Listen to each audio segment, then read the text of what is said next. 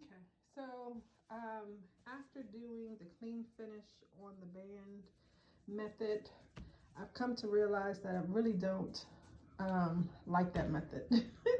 So, or I probably won't use it as often. I probably just won't use it because it really doesn't make that much of a difference. And um, you have to do more steps before you actually get to the band. Um, so, for instance, in order to do the clean finish, um, remember when you fold back the band so it's right side to right side and stitch in line with the hem, your first thing is you're going to have to, your seam allowance here. And so you're going to have that. You're going to have your side seams together, which means you had to already did your back. And if you had a yoke, you would have already did your yoke with it. So basically your bodice needs to be already constructed before you do your band. So your front has to be attached to your back at the side seams and at the shoulders, and you will have to do your hem. Okay, this is all before the band. So you have to do your hem, whatever your hem is. You have to do your hem, and then do hem all the way around. So the whole, your whole bottom of the pattern. So the back and the front, you have to do the hem. Then you can add the band, which will extend past your finished hem, because your hem would have been already done. So your band will extend past that, and then you would have did right side to right side to do the clean finish, and then turn it right side out and then finish your band like we did here. So to me, because all of your garment basically has to be constructed front to back, I just, and it's at the bottom, and then sometimes shirt may be tucked in, or because it's at the bottom and it's just a little, it's just this little part, people may not really pay too much attention and say, ooh, that's a clean finish. Because the only thing with the clean finish is this part, this edge is, it doesn't show the fold, just like you do, like you fold in, and on the edge you can kind of see up where you fold it up. So we just pretend like we didn't do the clean finish. So we do this and we do this, okay? And so when you sew it, you'll be able to see like that it's folded up, if you can see that. Versus the clean finish, there's no fold. It just looks like that. So that's the only difference. And so to me, to do all that work just to get that little bit of a difference is not worth it to me. I'd rather just have it simple. So going forward, and my method that I will probably just stick to, I just wanted to show you that one. I wanted to do it myself too, but show it. I'm just going to do the regular band method, as you would say, which would end up being, let's just say that we did this band, right? Let's just say that this is the band that we did.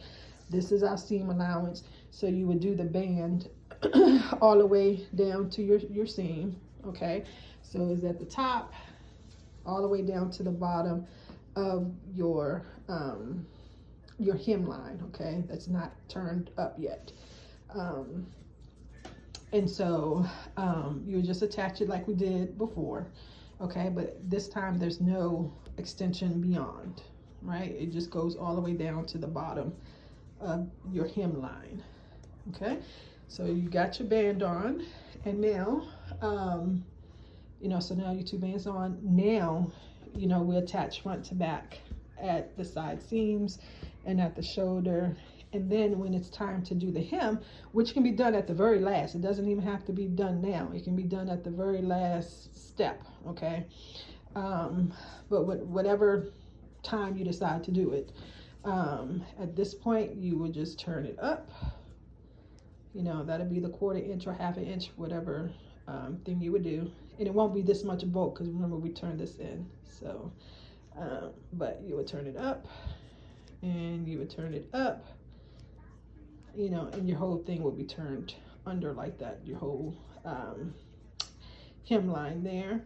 And then, you know, you'll just stitch at the top. You can either stitch from the, let's see if I can do it over here so you can kind of see it. You can either stitch from the right side or the wrong side. Some people, if you stitch from the wrong side, they don't like this the bobbin stitches that show on the right side. So it's totally up to you. Me, like I said, because this is at the bottom, really don't pay me, I don't really care about that, but you may, so either one. So, you know, you remember you did your row hem, and all you're going to do is stitch along the top fold all the way around your rowed hem, and then it'll just look like that from the front. Okay, and the only difference is on the side. You can see where you rolled it up. That is the only difference. And like I said, this is only from the side. It looks no different from the front with either method. The only difference is on the side. So that's the way I'm going to be constructing or doing my band, and that's the method that I'm going to put in my sample, is the one without the clean finish. Okay, so you can either choose which one you want to do. And again, just real briefly, the one that doesn't have the clean finish, you just the measurement would be from the very top of the neck to the bottom of your hemline. Okay, there is no extension beyond the hemline. It's just straight like you see it here, from the top of the neck to the bottom. Okay, and just remember that includes whatever seam allowance you had, but it's to the bottom of your hemline. Okay, and like I said, you can do that fold over at whatever step you like to do, and typically is done at the very end. Just like anything else, any other hem you do, you know, with your skirts or your pants, is usually done at the very end. This can be done at the very end as well. So again, this is the method that I'm going to use, the one that's not the clean finish. Okay, now next we're going to move on to attaching front to back at the shoulders, and I'll start a new video for that one.